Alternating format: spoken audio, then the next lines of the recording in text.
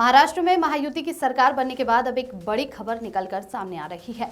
Media reports में कहा जा रहा है कि बीजेपी महाराष्ट्र में ऑपरेशन लोटस की तैयारी में है, जिसका खामियाजा शरद पवार की पार्टी एनसीपी को उठाना पड़ सकता है।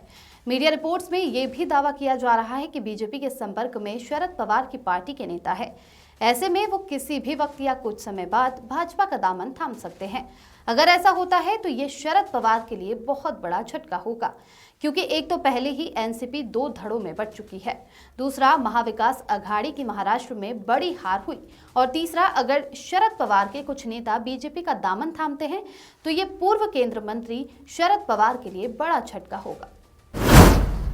खबर है कि शरद पवार की पार्टी के कई सांसद बीजेपी के संपर्क में हैं और वे पाला बदल सकते हैं। इन सांसदों का कहना है कि प्रदेश की सत्ता पर भाजपा काबिज है और केंद्र में भी उसकी सरकार है। ऐसे में बीजेपी के साथ जाने से क्षेत्र का विकास करना आसान होगा। बीजेपी नेता प्रवीण डारेकर ने कहा कि महाविकास अघाड़ी के कई सांसद और विधायक हमारे संपर्क में हैं।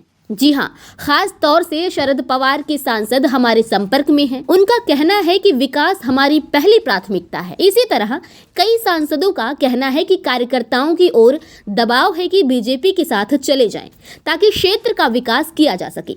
डारेकर ने कहा कि सत्ता के बिना उचित विकास संभव नहीं है। बता दें कि नरेंद्र मोदी के नेतृत्व में केंद्र सरकार और फिर फडणवीस की महाराष्ट्र सरकार तेजी से विकास करेगी। जी हाँ, वहीं शरद पवार की नेता विद्या चौहान ने बीजेपी पर हमला बोला है। चौहान ने कहा कि बीजेपी लोकतंत्र को खत्म करने में जुटी है। उन्होंने कहा कि बीजेपी अनैतिक तरीके से सत्ता हथियाने में लगी है। उन्होंने कहा है कि ये वही लोग हैं जो विधायकों को अगवा करके गुवाहाटी ले जाते हैं और ईवीएम तक से छेड़छाड़ की जाती है। उन्होंने कहा कि भले ही महाराष्ट्र में बीजेपी के नेतृत्व वाली सरकार मजबूत है, लेकिन केंद्र के पास नंबर कम है। जी हाँ, चौहान ने कहा कि शायद यही कारण है कि बीजेपी हमारे सांसदों को तोड़ना चाहती है, लेकिन बीजेपी इसमें सफल नहीं होगी। बता दें कि लोकसभा चुनाव में महाराष्ट्र में बीजेपी को करारा झटका लगा था। ऐसे में एनसीपी से कुछ सांसदों के आने से उनका कुनबा मजबूत हो सकता है, लेकिन इससे शरद पवार के वजूद पर भी संकट होगा,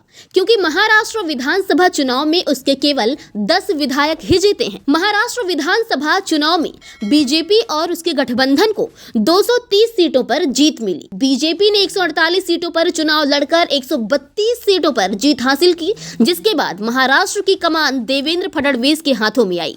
ब्यूरो रिपोर्ट, आकाश ढाके, मुंबई।